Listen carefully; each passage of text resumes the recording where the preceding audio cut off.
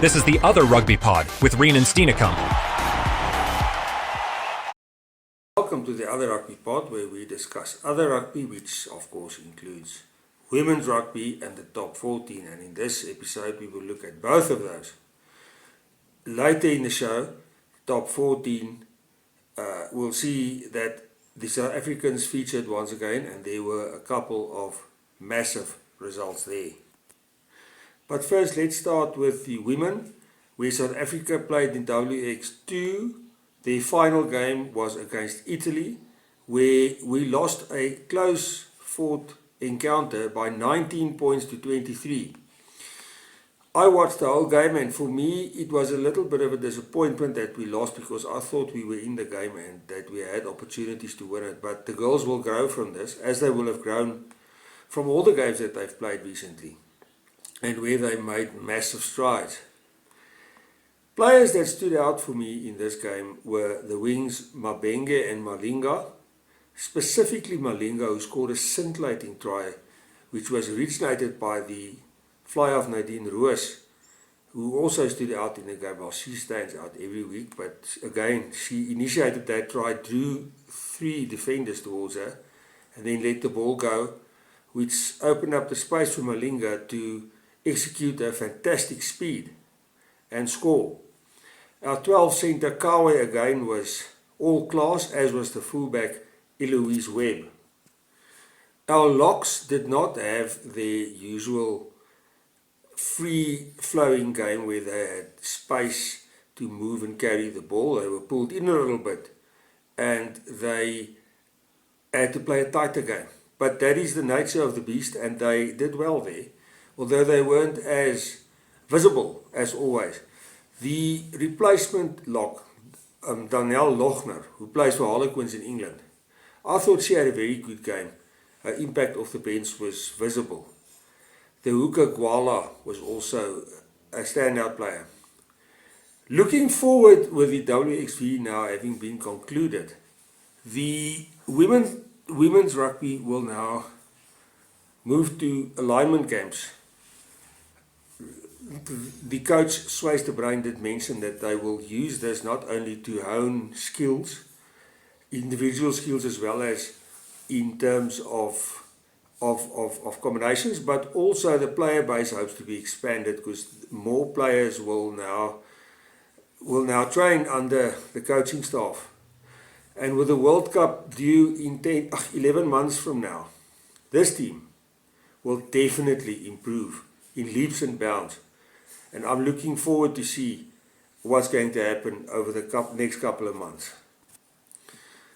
Just looking at the selection of other results in the WXV, we had Australia play Scotland. They beat Scotland by 31 points to 22. That is not a convincing win. And I dare say the Aussies have been proved to be human. Then also New Zealand played against France, and they thumped the French by 39 points to 14. So it's all open now. The Women's Six Nations commences in March, and I think it's time for questions to be asked. If the junior box, who had a rugby championship in Australia as preparation for their Junior World Cup earlier this year, if that can be entertained for them, then surely a rugby championship for the women is not that far-fetched. So those questions need to be asked.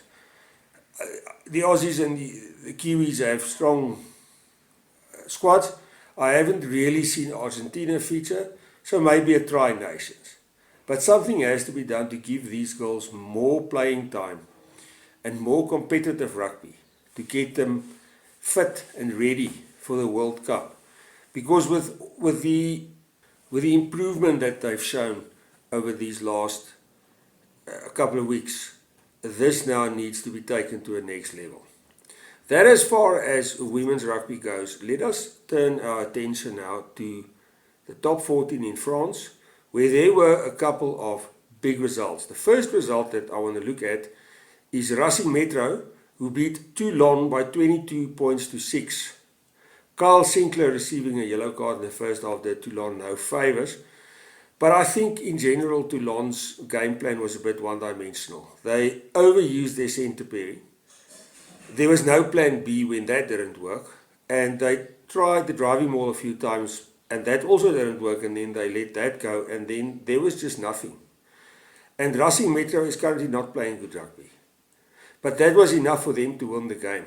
Charles Ollivant, he did try valiantly for Toulon, but it was too little, and that's a great player, and he didn't have really that much impact. Again, Owen Farrell was invisible for me. He did surface in the last 20 minutes of the game, but didn't really have too much of an impact. A strange result for me was Bayonne 37, La Rochelle 7. Now La Rochelle, we know, have won massive titles these last few years. And they're not supposed to lose like this. Well, they're still third in the standings at 18 points, but that should give them a red light or two to look at. Uzair Cassiem again played for Bayonne, he played well. Dylan Leitz, South African, at wing for La Rochelle. He was busy, but had minimal impact, unfortunately. And then Will Skelton, who South Africans will know well, the La Rochelle lock, he's on the bench every week. He doesn't start anymore. So the question needs to be asked, is Father Time finally catching up with him? Then the next game was Montpellier against Vaughan, where Montpellier won by 27 points to 24. This coming off the first 4 games with 4 losses and only 1 win for Montpellier. So now they have the 2 wins. I thought Montpellier read Vaughan very well. I think they did their homework, where in the previous week we saw Vaughan playing a very good first half, and then in the second half they did appear to be a little bit selective in attack. And Montpellier defended well in the first half. It's as if they read that. And in the second half they attacked. I wouldn't say at will, but they picked their fights. And they won the game indeed. Mados Tamwe from South Africa, the wing, had a yellow card in the first half for Montpellier. That had me worried, because you don't need that, but luckily that did not impact the final result. Last week's 9 for Montpellier, Collie, started at 10 this week. Now Montpellier does have a problem at fly-off. There is not a general, so to speak, at this stage. So this could well be a test to see if Collie can make the grade there, which will earn him a starting spot most weeks. With Kobus Reinach, South African, who started at 9.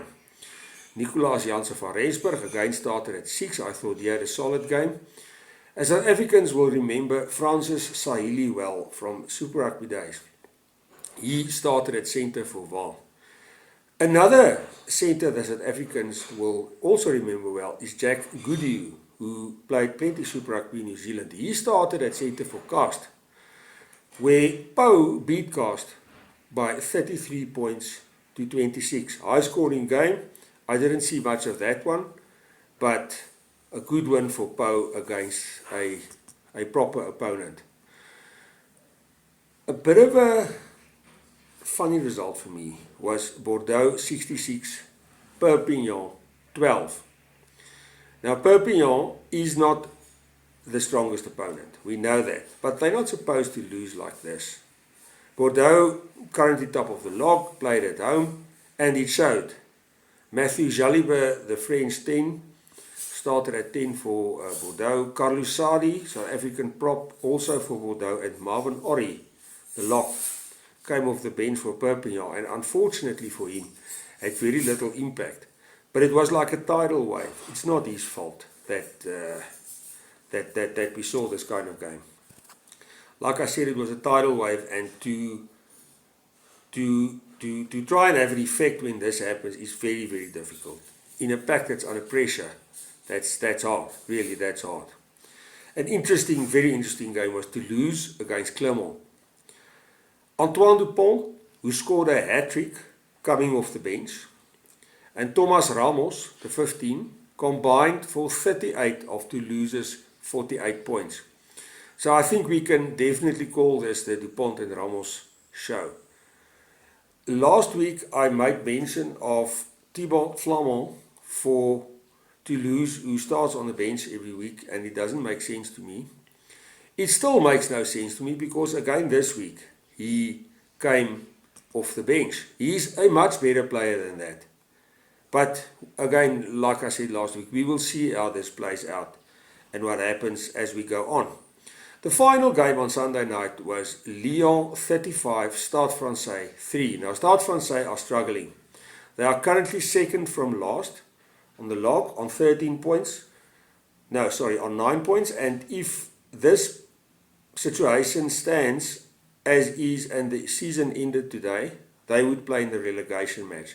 Something that a team like Stade Francais will definitely not take kindly to.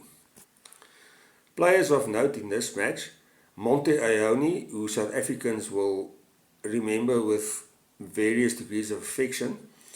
He stood out in that Rainbow Cup final for Benetton where they demolished the Bulls a couple of years ago. He put in a really good shift for Lyon. He played well. Arno Botha also started 8 for Lyon, and JJ van Mescht started at 5 for Stade Francais. So, with all these games wrapped up, if we look at the log as it stands in France right now, we have Bordeaux at first place at 23 points, Toulouse at 20 in second, La Rochelle 18, Lyon 17, and Toulon and Pau both at 15, which makes up the top 6. Montpellier at 11th at 10 points, Perpignan 12th at 10 points, Stade Francais 9 and Vence 7.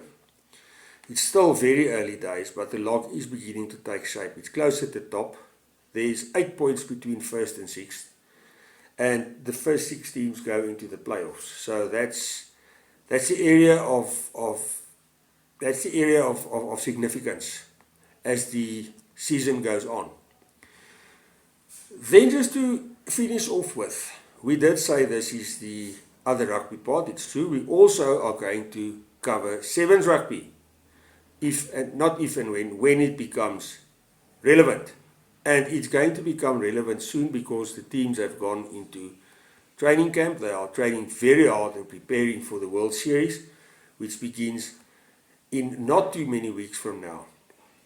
When we get closer to this, more information will become available and I will gladly share that and look into it.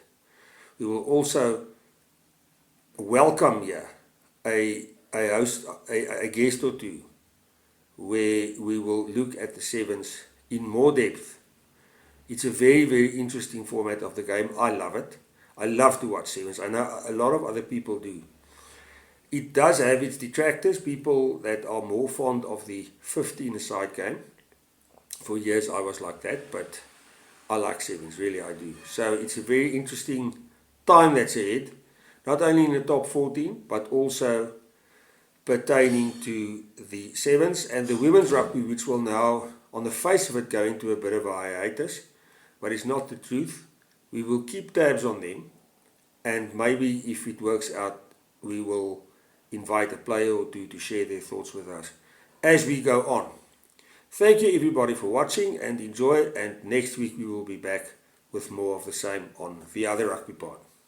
This is the Other Rugby Pod with Reenen Stenekamp.